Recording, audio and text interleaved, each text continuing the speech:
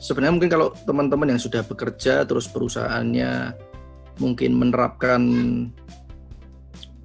quality management gitu ya, yang concern terhadap gimana agar kualitas suatu produk itu bisa makin hari makin baik, atau mungkin gimana untuk meningkatkan produktivitas segala macam, itu harusnya mungkin tidak asing dengan ini SS atau Assessment System.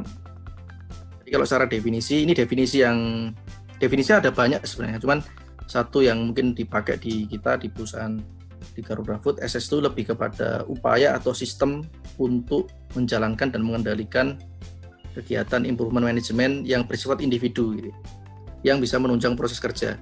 Jadi di sini ada poin-poin yang perlu digarisbawahi. Yang pertama adalah SS ini adalah bentuk kegiatan Kaizen juga gitu. Jadi mungkin kalau selama ini teman-teman yang sudah familiar atau belajar Kaizen itu kan ada QCC atau mungkin SGA gitu ya, yang itu bermainnya adalah secara grup gitu ya. Nah, SS ini bermainnya secara individu. Jadi ini sama-sama kegiatan Kaizen juga, tapi dikerjakan secara individu, dan biasanya akan membantu di dalam menunjang proses kerja di individu tersebut gitu ya.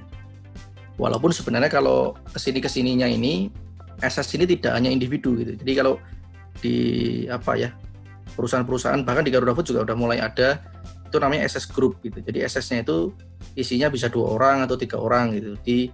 Kadang malah justru tidak hanya di departemen yang sama gitu ya, tapi berkolaborasi gitu agar supaya bisa dapetin hasil yang jauh lebih baik gitu.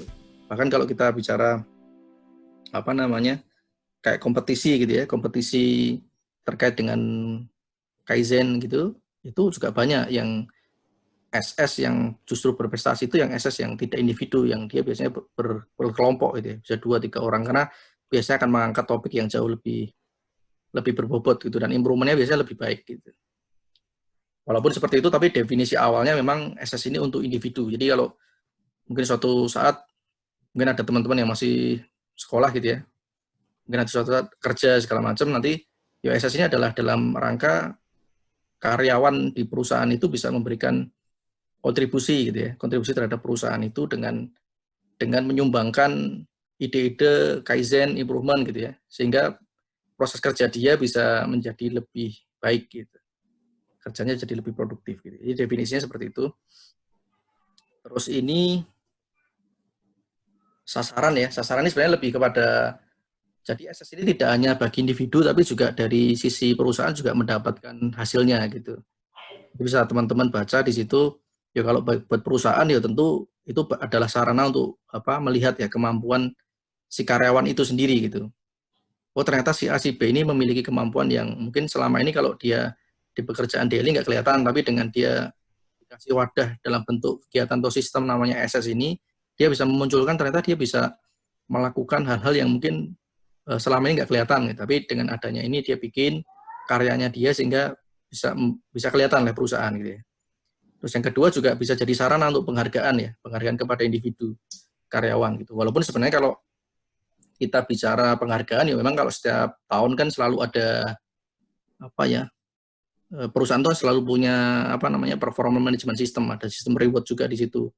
Mungkin ada bonus, ada insentif segala macam. Nah, SS ini salah satu sarana juga untuk memberikan reward gitu, karena di banyak perusahaan umumnya kalau SS itu dia bisa diuangkan gitu ya. Jadi dia nanti biasanya SS itu ada nilainya. Jadi begitu selesai gitu nanti ada nilainya. Nanti dari nilai itu ada konversi ke dalam rupiahnya. Itu nanti bisa istilahnya sebagai bentuk apresiasi perusahaan lah terhadap ide Kaizen yang disumbangkan oleh individu ini gitu. Gitu ya. Terus sasaran yang lain oleh perusahaan ya meningkatkan produktivitas kerja segala macam. Bahkan kalau SS Group dia biasanya udah bisa impact ke finansial, kadang-kadang penghematan, saving segala macam, sehingga ada dampak, walaupun itu hanya set efek ya. Kalau arahnya sebenarnya SS ini memang tidak melulu mencari benefit memang, karena lebih kepada gimana karyawan di sebuah perusahaan itu bisa memberikan ide-ide yang bisa menunjang ke proses kerjanya dia gitu. Intinya itu sebenarnya. Ya, kalaupun dia ternyata bisa ngasilin benefit, ya itu nilai plus gitu. Nah, sasaran di individu karyawan sendiri ya tadi ya bisa menunjukkan kemampuan gitu ya. Terus bisa juga nanti ikut berkontribusi memberi nilai tambah segala macam sebagai aktualisasi diri juga segala macam gitu. Jadi sasaran-sasarannya seperti itu. Nah, ini eh, kendaraan improvement ini yang ada di Garuda Food. Mungkin di perusahaan lain ada yang lebih kompleks, ada juga yang lebih sederhana gitu ya. Tapi kalau di Garuda Food sampai dengan sekarang kita kegiatan Kaizen itu ada 4 kendaraannya. Yang pertama yang individu yang nanti kita bahas itu yang paling bawah ini ya, SS. Terus ada yang namanya SGA, itu isinya beberapa orang gitu ya, lebih dari 1 orang gitu ya. Tapi biasanya sekitar 4 sampai 6 orang gitu, sampai 7 orang lah. Terus yang di atasnya lagi itu CFT. Nah, CFT ini udah mulai bicara wajib untuk bisa memberikan kontribusi dalam bentuk saving ya, benefit gitu. Dan biasanya isinya level-level yang sudah minimal kalau di kita kadep up gitu ya. Nah, yang paling atas lagi itu namanya kalau di kita namanya VCT ya. Value Creation Team ini isinya biasanya direktur gitu-gitu ya. Yang dia mungkin berkolaborasi nanti muncul dari situ bisa bisnis baru segala macam gitu. Nah, kita malam ini kita akan membahas yang SS ini, yang sederhana lah ya, yang sederhana yang bawah ini. Nah, tahapan untuk membuat SS itu sangat sederhana. Di kita bahkan setelah cukup lama itu ya kita coba bikinlah tahapannya apa. Sebenarnya kalau dilihat yo kita banyak cari referensi mah nggak ada tahapannya sebenarnya SS karena intinya adalah punya masalah apa, terus idenya apa. Nah, cuman kita coba malam ini kemarin juga saya sudah coba cari-cari ini ya yang paling umum seperti apa. Nah, kita coba bikin tahapannya aja ya, SS untuk memudahkan kita belajar ya. Jadi kita bisa kategorikan sebenarnya menjadi 2 tahapan besar. Yang pertama adalah menemukan masalah, yang kedua menemukan solusinya gitu, solusi kreatif. Dan di malam ini saya hanya sharing satu aja ya. Jadi masalah ini kita coba dekati dari 7 ways gitu ya, 7 ways, 7 pemborosan. Walaupun sebenarnya untuk mencari masalah ini ada banyak cara selain 7 ways ya. Bisa lihat dari big losses ya, kalau kita perusahaan yang menerapkan TPM, mungkin ada teman-teman juga pernah ikut training TPM, itu ada namanya 6 big losses atau 7 big losses. Jadi apa namanya hal-hal yang bisa membuat produktivitas perusahaan nggak baik gitu. Itu bisa juga nanti dari situ tema-tema SS. Bisa juga tema atau masalah-masalah SS ini bisa juga dari proses kerja. Jadi dari TSK segala macam atau mungkin dari proses mapping segala macam dari daily yang dia lakukan. Dari situ nanti dia bisa melihat apa nih masalah yang bisa ditangkap gitu. Nah, cuman malam ini yang akan saya sharingkan cuma satu yang dari 7 ways gitu ya. Masalah-masalah yang didapat dari 7 ways. Terus nanti setelah kita dapat itu masalahnya, kita cari solusinya gitu ya. Solusi kreatifnya pakai apa? Ini juga banyak cara. Mungkin di malam ini akan saya sharingkan yang satu aja ECRS gitu ya. Jadi eliminate, combine, terus rearrange sama simplify gitu ya. Walaupun di luar ada banyak cara, ada namanya scamper, terus ada namanya istilah-istilah ya, Pokayoke segala macam gitu. Cuman malam ini kita batasi di ECRS saja. Jadi di malam ini kita akan berfokus kepada gimana sih membuat SS, mencari masalah dari 7 ways, terus mencari solusi dengan ECRS gitu ya. Jadi kita batasi skupnya seperti itu gitu. Nah, kita mulai masuk ya. Mulai masuk ke menentukan masalah gitu ya, di tahap pertama pembuatan SS yaitu menentukan masalah. Nah, ini juga udah umum ya, mungkin teman-teman juga sudah sering melihat ya yang di slide ini.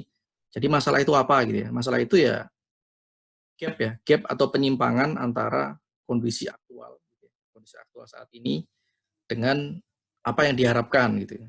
Apa yang seharusnya atau apa yang diharapkan gitu. Nah, saat ada gap atau penyimpangan antara kondisi saat ini dengan apa yang diharapkan atau target yang ingin dikejar gitu ya, maka muncullah masalah gitu. Ada penyimpangan itu yang kita sebut sebagai problem atau masalah gitu. Nah, masalah ini wajib ada datanya gitu ya. Ini mungkin kalau nanti bikin SS juga sama. Kalau sudah ketemu masalah, oh ini ada masalah misalnya defeknya banyak nih. Nah, kita harus bisa memunculkan data. Data defeknya itu mana gitu. Harus bisa dimunculkan. Jadi tidak boleh masalah itu hanya sebatas asumsi gitu ya, tapi benar-benar bisa didatakan, ada evidence-nya gitu, ada faktanya segala macam. Ada buktinya gitu ya. Nah, kita masuk ke menemukan masalah tadi ya. Kita kan akan batasi di 7 ways. Jadi sesuai dengan namanya ya, 7 ways ada 7 gitu ya. Walaupun sebenarnya di buku-buku yang sudah ini jadi 8 sebenarnya. Satu lagi adalah unutilized people. Jadi tidak memberdayakan karyawan atau orang itu juga pemborosan. Tapi mungkin kita akan batasi di 7 ways saja yang umum ya, yang tidak masuk ke orang lain. Jadi ada 7 ways. atau 7 pemborosan, atau kalau Jepang tuh muda ya, 7 muda di pemborosan, atau W sama aja sih. Nah itu apa?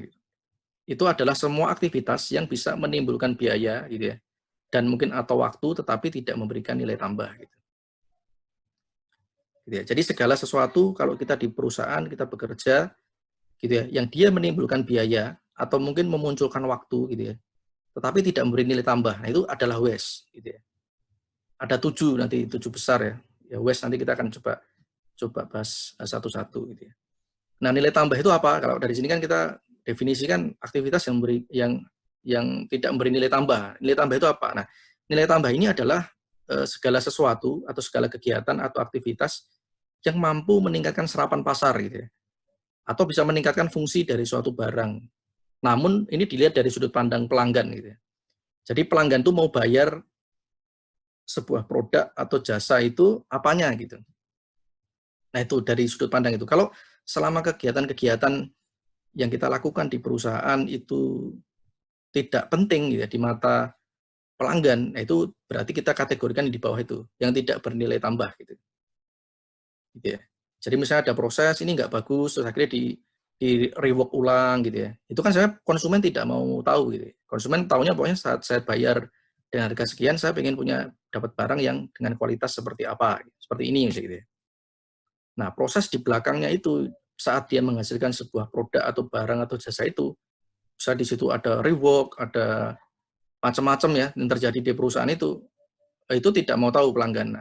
Nah, kayak gitu-gitu itu masuk di dalam kita sebut sebagai tidak bernilai tambah. Nah, itu yang di dalam 7 Ways ini yang kita coba harus hilangkan gitu ya. Kalau nggak bisa dihilangkan ya minimal disederhanakan gitu ya, atau dikurangi gitu ya. Jadi 7 Ways ini memang harus ditekan gitu ya. Harus pemborosan ya, harus dihilangkan karena dia menimbulkan biaya, memakan waktu kita gitu ya, tapi di mata konsumen tidak memberikan nilai tambah bagi mereka gitu. Gitu ya. Nah, 7 Ways ini ada 7 gitu ya, plus 8 tadi yang unutilized people atau employee ya, yang ini. Nah, ada 7. Yang pertama itu adalah overproduksi. Jadi kelebihan produksi gitu ya. Jadi produksinya banyak gitu ya. Terus ada namanya overstock gitu. Terus ada pengangkutan, ada waste defect atau repair, ada waste extra proses, gerakan, menunggu gitu ya. Jadi ada 7. Nah, kita masuk satu-satu. Nah, sebelum kita masuk atau bisa mengklaster ya, apakah itu sebenarnya masuk waste atau enggak? Nah, kita itu harus ingat standar yang ada itu seperti apa gitu. Nah, itu penting. Saat kita bilang, oh ini produknya cacat, berarti kan kita harus tahu standar tingkat cacatnya kayak apa. Kalau kita nggak punya standar, kita nggak bisa bilang itu cacat gitu. Kita nggak bisa bilang itu waste gitu. Gitu ya. Terus termasuk produksi ini over apa enggak sih? Kita nggak tahu kalau kita nggak punya standarnya. Gitu ya. Kalau kita udah menentukan standarnya, oh ternyata melebihi dari standarnya, ya berarti itu masuk kategori overproduksi misalnya gitu. Jadi standar ini penting untuk menegaskan kita itu sebenarnya sedang melakukan pemborosan atau enggak gitu. Gitu ya. Jadi kata kuncinya salah satunya ada di standarisasi ini. Nah, kita masuk satu-satu. Waste overproduksi gitu ya. Nah, ini definisinya adalah membuat produk gitu ya, produk atau jasa gitu ya, yang tidak dibutuhkan gitu. Atau kalaupun dibutuhkan mungkin melebihi dari yang diharapkan gitu. Atau waktu dibikin waktunya itu tidak sesuai dengan yang direncanakan. Itu semua masuk kategori overproduksi. Nah, penyebabnya apa gitu ya overproduksi? Ya ada banyak ya. Beberapa di antaranya misalnya produksi lotnya terlalu besar gitu. Karena terlalu banyak gitu ya, ternyata mungkin jadi menghitungnya nggak akurat, akhirnya ternyata melebihi dari yang diharapkan gitu. Jadi muncullah overproduksi gitu. Bisa juga ya tadi produksi melebihi permintaan pasti ya. Terus ada changeover, waktunya lama. Changeover itu kayak perubahan dari satu misalnya SKU atau produk ke satu ke produk lain gitu ya, perubahan seperti itu. Nah, itu terlalu lama sehingga waktu yang satu jalan ternyata karena changeover-nya lama ini tadi ternyata waktu bikin lebih banyak dari yang di ini ya. Jadi muncullah overproduksi gitu. Terus juga ada stok besar gitu ya untuk mengatasi defect. Jadi prosesnya dia itu misalnya kurang bagus gitu ya. Sering muncul defect prosesnya. Nah, karena misalnya permintaannya 1000, kalau saya bikin 1000 karena dia tahu prosesnya selalu banyak defect, dia bikinnya yang penting agak banyak dulu aja gitu. Karena nanti khawatir pasti ada defect yang muncul gitu. Nah, untuk jaga-jaga seperti itu, saya kira dia bikin 1500, ternyata jadinya 1.200, jadi ada overproduksi 200, padahal yang dipesan cuma 100.000 misalnya gitu. Nah kayak gitu-gitu. Jadi kadang-kadang karena untuk menjaga-jaga gitu. Terus ada juga karena kapasitas mesinnya besar gitu. Jadi beberapa perusahaan tuh misalnya memang minimalnya itu karena mesinnya ya tadi ya perhitungannya mungkin kurang bagus di awal atau seperti apa, atau mungkin omsetnya lagi turun gitu ya, sehingga awalnya mesin segitu itu pas, terus sekarang menjadi berlebih. Nah udah tahu permintaan turun tapi karena kapasitas mesinnya udah terlalu besar ya akhirnya dibikin sesuai kapasitas, akhirnya muncullah overproduksi. Bisa juga tenaga kerja terlalu banyak, susah kontrolnya segala macam, sehingga waktu bikinnya ujung-ujungnya banyak gitu bikinnya gitu. Ya, jadi tenaga kerja yang banyak ini juga bisa men-trigger salah satu penyebab terjadi overproduksi. Nah, beberapa contoh